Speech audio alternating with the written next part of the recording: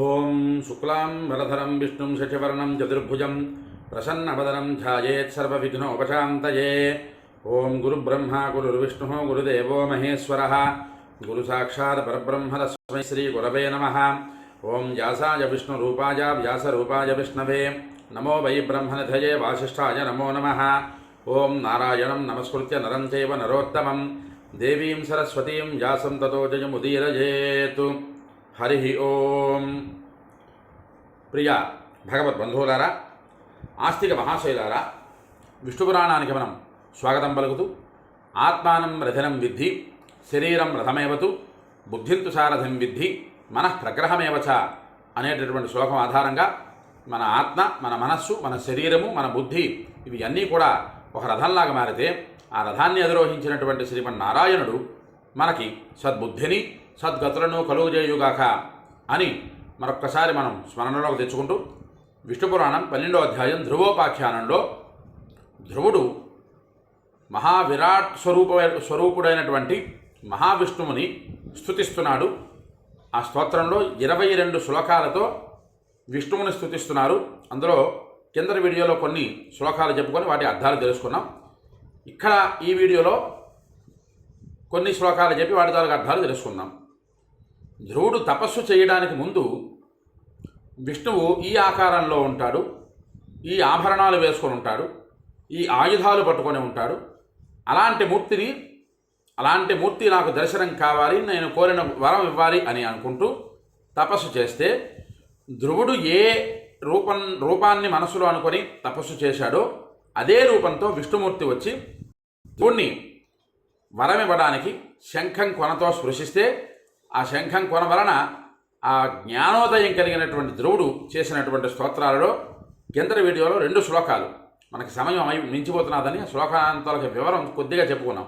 ఆ 2 శ్లోకాలు కలుపుకొని మరికొన్ని శ్లోకాలు ఇవాళ చెప్పుకొని అద్భుతమైనటువంటి మహావిష్ణువు తాలూకా రూపం ఎలా ఉన్నది అన్నది తెలుసుకునే ప్రయత్నం చేద్దాం మనం. సహస్రశీరుష పురుష సహస్రాక్ష సహస్రపాతు సర్వవ్యాపి భువ స్పర్శ దత్య తిష్టతు దశాంగుళం అన్నటువంటిది. సహస్రశీర్ష అనేకములైనటువంటి శిరస్సులు కలవాడు, సహస్రాక్ష అనేకములైనటువంటి కన్నులు కలవాడు, సహస్రపాతు అనేకములైనటువంటి పాదములు కలవాడు, అలాగే అద్భుతమైనటువంటి రూపం కలవాడు, సర్వవ్యాపి తనలోంచి ఉద్భవించినటువంటి జగత్తు మొత్తము వ్యాపించి ఉన్నటువంటి వాడు. వ్యాప్నోతి ఇది విష్ణువు కదా. సర్వవ్యాపి అంటే సమస్తమైనటువంటి ప్రకృతిని వ్యాపించి ఉన్నవాడు. అలాగే ఏదైతే తనలోంచి ఉద్భవించి ఉన్నటువంటి ప్రకృతి కన్నా 10 అంగుళములు పెద్దగా ఉన్నవాడు. ఇప్పుడు మనం ఈ నాసా శాస్త్రవేత్తలని మరికొంతమంది వచ్చి గెలాక్సీలు అని చెప్తున్నారు కదా. ఈ గెలాక్సీల గురించి మన లలితా సహస్రంలోనే అనేక కోటి బ్రహ్మాండ మండలాయే నమః అని ఒక నామం లలితాదేవి కోసం. అలాంటి బ్రహ్మాండ మండలాలు అన్నింటికీ 10 అంగుళాల కన్నా పొడవుగానే ఉన్నాడు శ్రీమన్నారాయణమూర్తి. అత్యతిత్తదశాంగుళం. అంత పెద్దదైనటువంటి స్వరూపంలో పరమేశ్వరుడు. పెద్దదే అంటే నా ఉద్దేశం భారీ కాయం అని కాదు. సమస్తమైనటువంటి సృష్టిని సృజింపజేసేటటువంటి శక్తి గల మహత్యం కలిగినటువంటి శ్రీమన్నారాయణుడు 10 అంగుళాల కన్నా ఈ మొత్తం జగత్తు యావత్తు ప్రకృతి ఎంత ఉన్నదో అంతకన్నా 10 అంగుళాలు పెద్దదిగా ఉన్న స్వరూపముగా ఆ ధ్రువుడు విష్ణువుని స్తుతిస్తున్నాడు. అలాగే యద్భూతం యచ్చ వైభవ్యం పురుషోత్తమ తత్ భవాన్ త్వత్తో విరాట్ సర్వాట్ సామ్రాట్ త్వస్యాప్యాధిపురుష. ఆదిపురుషుడు అయినటువంటి శ్రీమన్నారాయణ, నీలోంచే కదా ప్రధానము పురుషుడు వచ్చాయి. ఆ రెండింటికి మూలమైనటువంటి నీవే కదా. సర్వ ప్రకృతికి కూడా విరాట్టు సర్వాట్టు సామ్రాట్టు, విరాట్ స్వరాట్ సామ్రాట్టు అన్నీ కూడా నీ స్వరూపాలే కదా. వీటన్నింటికి కూడా నీవు మహారాజువి, సామ్రాట్టు అన్నదానికి. అలాంటి నీకు నేను నమస్కరిస్తున్నాను అంటూ ఆ ధ్రువుడు చెప్పినటువంటి కొన్ని శ్లోకాలను మనం ఇక్కడ తెలుసుకునే ప్రయత్నం చేద్దాం. అత్యరిత్యత శోధస్య తిర్యక్ చోర్ధ్వంచ వైభవ తతో విశ్వమిదం జాతం త్వత్తో భూత భవిష్యతి. నీవే భూమికి క్రింద పైన అటు ఇటు అన్ని వైపులా అతిశయించి ఉన్నవాడు. నీ వల్లనే ఈ విశ్వం ఆవిర్భవించింది, భూత భవిష్యత్తులు నీ వల్లనే ఏర్పడ్డాయి అని ఇక్కడ ఆ ధ్రువుడు చెప్తున్నాడు. అమ్మవారు భూదేవి సముద్రం అడుగున ఉండిపోతే నరసింహావతారంలో స్వామివారు తన దంష్ట్రుల చేత భూమిని పైకెత్తి లేపారు. ఆ భూమిని మొత్తానికి కూడా ఆ విష్ణుమూర్తే సర్వవ్యాపిగా ఉన్నారు అని ఇక్కడ చెబుతూ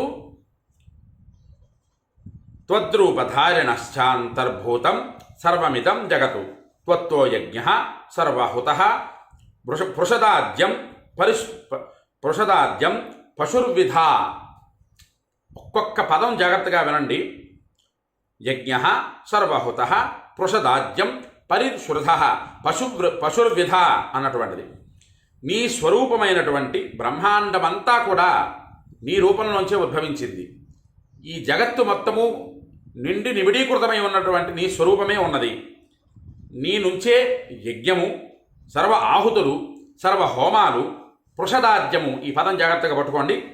పృషదాద్యము అలాగే ఆడ మగ అనేటటువంటి రెండు రకాలైనటువంటి జంతువులు. ఇక్కడ జాగ్రత్తగా ఇక్కడ ఆడామగ రెండు రకాలైనటువంటి జంతువులు అంటే మరొక రకంగా కాదు. భగవంతుడు సృష్టించినటువంటి సృష్టిని అంత లేహ్యంగా నీచంగా ఆలోచన చేసేటటువంటి మనస్తత్వం అది కాదు. ఇక్కడ రెండు రకాలైనటువంటి జంతువులని భగవంతుడు ధ్రువుడు చెప్పినటువంటి మాట అదేదో లేఖి మాట మాత్రం కాదు. ఇంతకుముందు మనం చెప్పుకునేటటువంటి శ్లోకాలలో గ్రామ్యాలు, ఆరణ్యకాలు, గ్రామంలో నివసించేటటువంటి పశువులు, అరణ్యంలో నివసించేటటువంటి మృగములు, వాటిని ఇక్కడ తేడా చూపించారు తప్ప ధ్రువుడు ఈ ఆడామగా ఈ మానవులు కూడా పశుత్వంతో కూడుకున్న వాళ్ళనేటటువంటి భావనతో చెప్పలేదు ఇక్కడ. అది మాత్రం జాగ్రత్తగా పట్టుకోండి. నీ స్వరూపమైన బ్రహ్మాండమంతా నీదే, ఈ సమస్త జగత్తు నీ స్వరూపంగానే ఉన్నది. అలాగే నీ నుంచే యజ్ఞము, సర్వ ఆహుతులు, పృషదాద్యము, రెండు రకాలైన జంతువులు కలిగాయి అని ఇక్కడ ధ్రువుడు చెప్తున్నాడు. ఇక్కడ జాగ్రత్తగా మనం తెలుసుకోవాల్సిన విషయం ఏంటి? పృషదాద్యము అంటే అర్థం ఏమిటి? పెరుగు నెయ్యి కలిపినటువంటి మిశ్రమం. ఆద్యం అంటే నెయ్యి, మళ్ళీ పృషదాద్యం అంటే పెరుగు నెయ్యి కలిపినటువంటి మిశ్రమం. దాని తాలూకా ఈ పెరుగు నెయ్యితో చేయవలసినటువంటి ఆచారకాండలు, వ్యవహారాలు వేరేగా ఉన్నాయి. అవి యజ్ఞయాగాది క్రతువుల్లో ఏ యజ్ఞంలో ఎలాగ వాటిని ఉపయోగించాలి అనేటటువంటి ఘట్టాలు కూడా వచ్చేటటువంటి విష్ణు పురాణంలో వచ్చే అధ్యాయాల్లో కనిపిస్తాయి. అది వచ్చేటప్పుడు మనం ప్రత్యేకంగా చెప్పుకుందాం. ఇక్కడ ఈ రకంగా రెండు రకాలైనటువంటి జంతువులు, గ్రామ్యాలు, ఆరణ్యకాలు అనేటటువంటి వాటిల్లో నివసించేటటువంటి జంతువులన్నీ కూడా నీ నుంచే ఉద్భవించాయి అంటూ త్వత్తో రుచోధశామాని త్వత్తశ్చందాంసి జిజ్ఞరే త్వత్తో యజూంవ్యజాయంత త్వత్తో శాస్త్యై కతోదత అన్నటువంటి శ్లోకం. నీ నుంచే రుక్కులు, సాములు, యజుస్సులు కలిగాయి. నీ నుంచే అశ్వాలు, అలాగే నీ నుంచే ఒకవైపు మాత్రమే దంతాలు కలిగిన జంతువులు ఉద్భవించాయి అన్న. ఈ పదం కాస్త మన జీవితానికి అన్వయం చేసుకోవాలి. ఏంటంటే రుక్కులు, సాములు, ఛందస్సులు, యజస్సులు, ఇవి 4 రకాలు. వేదానికి ఇవి 4 రకాలైనటువంటి అంగములు. వేదానికి అంగములు కాదు, వేదం ఉచ్చరించేటప్పుడు ఆ వేదానికి ఉండేటటువంటి కొన్ని నియమాలు. అవి రుక్కులు, సాములు, ఛందస్సులు, యజుస్సులు. నవాద్య గాయత్రి ఛందో అవనేటి బ్రహ్మఛందో అని ఇలాగా నానా రకాలైనటువంటి ఛందస్సులు ఉన్నాయి. కొన్ని రకాలైనటువంటి ఛందస్సులు. అలాగే రుక్కులు, వేదం ఎలా అధ్యయనం చేయాలి, వేదం ఎలా చెప్పాలి, ఎలా నేర్చుకోవాలి అనేటటువంటిది రుక్కులు.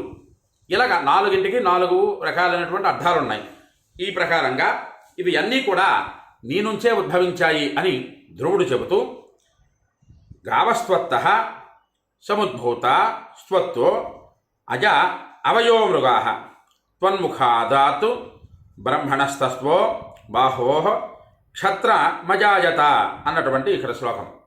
నీ నుంచే గోవులు, అలాగే మేకలు, గొర్రెలు, మృగాలు ఉద్భవించాయి. అలాగే ఇక్కడ 4 వర్ణములు కూడా నీ నుంచే ఉద్భవించాయి అని చెబుతున్నారు. భగవంతుడైనటువంటి మహావిష్ణువు నుంచి ఉద్భవించినటువంటి వర్ణములు. అదే కదా భగవద్గీతలో ఆ కృష్ణ పరమాత్మ చెప్పినటువంటిది, బ్రాహ్మణ, క్షత్రియ, వైశ్య, శూద్రులు అన్నవారు నలుగురు కూడా నా నుంచే ఉద్భవించారు అని ఇక్కడ భగవద్గీతలో కృష్ణ పరమాత్మ చెప్పిన, విష్ణు పురాణంలో పరాశరులు వారు చెప్పిన భగవంతుడి నుంచే కదా ఉద్భవించాయి ఇవన్నీ కూడా. భగవంతుడి నుంచి ఉద్భవించిన దానికి ఆయనకి లేని పక్షపాతం మనుషులకి కల్పించారు పక్షపాతాన్ని. బ్రాహ్మణుడు ముఖం నుంచి ఉద్భవించారు, క్షత్రియులు బాహువు నుంచి ఉద్భవించారు, అలాగే వైశ్యులు ఊరువుల నుంచి ఉద్భవించారు, పదముల నుంచి శూద్రుడు ఉద్భవించారు అని ఆ ఒక్క పదం పట్టుకొని కొన్ని దశాబ్దాలుగా మనలో భగవంతుడికి లేనటువంటి ఈ పనికిమాలినటువంటి అపప్రదలన్నీ మనుషులకి కల్పించారు కొంతమంది మహానుభావులు. కానీ ఒక వృక్షము పెరిగితే వృక్షము తాలూక శిఖరాగ్రము ఎంత ముఖ్యమో ఆ మూలములో ఉండేటటువంటి వేర్లు కూడా అంతే ముఖ్యం అన్న మాట దాచేసి, భగవంతుడు పాదముల నుంచి మీరు పుట్టారు కాబట్టి, మీరు శూద్రులు కాబట్టి మిమ్మల్ని వారు కించపరుస్తున్నారు అనేటటువంటి ఒక నీచమాలిన పనికిమాలినటువంటి మాటలు ఇంతకాలం బాగా ప్రచారంలోకి వచ్చాయి. కానీ ఇక్కడ వాటన్నిటికీ కూడా పరాశరుల వారు ఒక సమాధానం చెప్తూ, భగవంతుడి నుంచే నలుగురు ఉద్భవించారు. అది బ్రాహ్మణుడా, క్షత్రియుడా, వైశ్యుడా, శూద్రుడా, వీరందరూ కూడా భగవంతుడి నుంచే ఉద్భవించారు.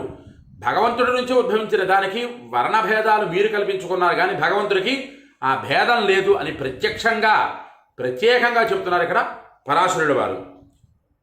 త్వన్ముఖాన్ బ్రాహ్మణస్త్వత్తో బాహవో క్షత్రియా జాయత వైశ్యాంత ఓరుజాః